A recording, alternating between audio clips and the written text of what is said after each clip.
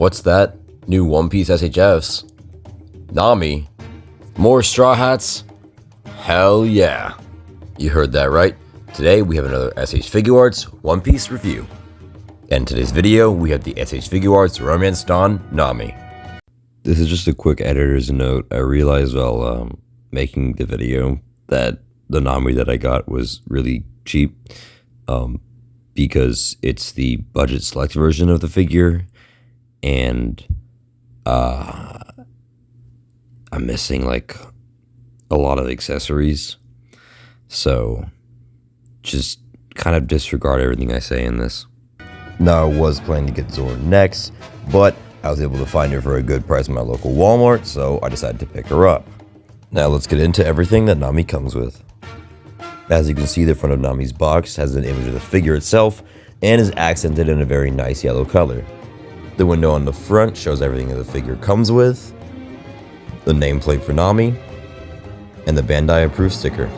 Both the sides and bottom show off pictures of Nami. The top has the signature SH Figuarts straw hat cutout. The back has nice shots of the figure, and the bottom is a bunch of cautions and labels, showing off everything that Nami comes with.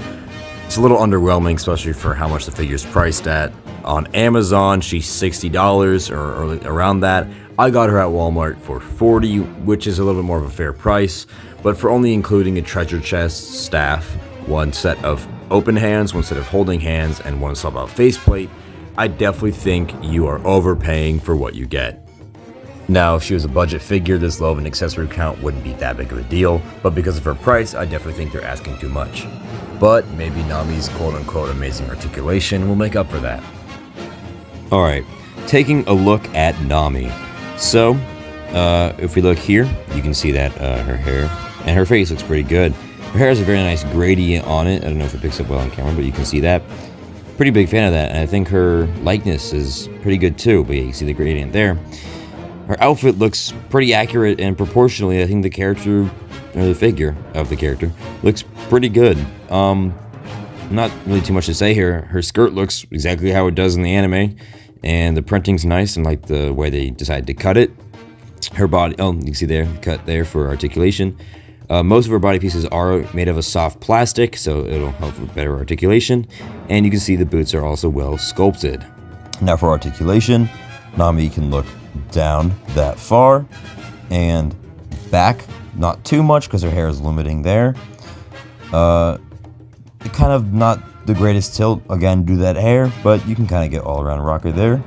Nami at her diaphragm can crunch about that far forwards. You're gonna move that. Yeah, about that far forwards and about that far backwards.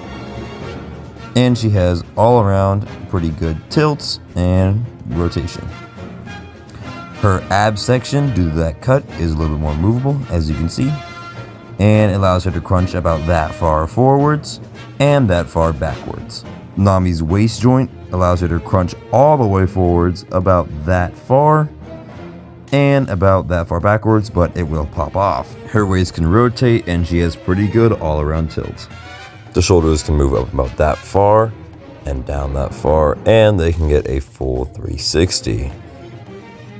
Nami does get a bit of swivel at the joint. Her arms go about that far forwards and that far backwards. Nami does get a bicep swivel and double jointed elbows. And of course, standard Figuarts wrist peg. Nami kicks up about that far and about back that far because of that soft plastic skirt. Nami does get a thigh swivel and can split about that far. Nami has single jointed knees that get just about past 90. Nami has pretty good ankle articulation, allowing for good rotation and all-around tilt with the ankle rocker. Last but not least, Nami has pretty good toe articulation. I will say Nami's articulation does somewhat make up for the lack of accessories, but it can still be a little bit stiff while posing. Now, let's get into those set accessories. By default, Nami has a smiling face, and she has this kind of more excited smiling or laughing expression. By default, she has on these kind of half fists. She has these two open hands and these two gripping hands, which are perfect for holding onto her staff. And Nami's final accessory is this treasure chest. which can be opened to reveal all this nice treasure detail hidden on the inside. Now for me, Nami does pose pretty well. The only downside I think she has really is a little bit of stiffness in her legs when posing, and that just kind of means that her legs don't move the greatest and her poses don't seem very dynamic. That could be an issue to some people, but it really isn't one to me.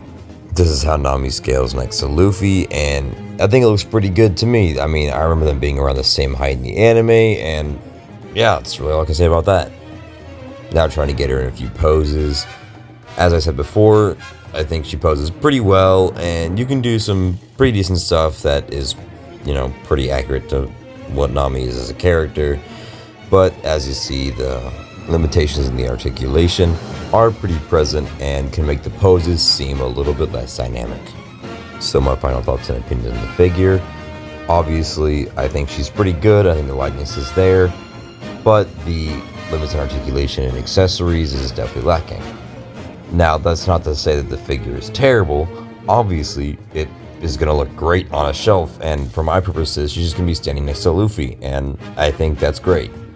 So if you enjoyed, please like and subscribe so I can keep these reviews coming, and I can keep putting out pretty good content for all of you.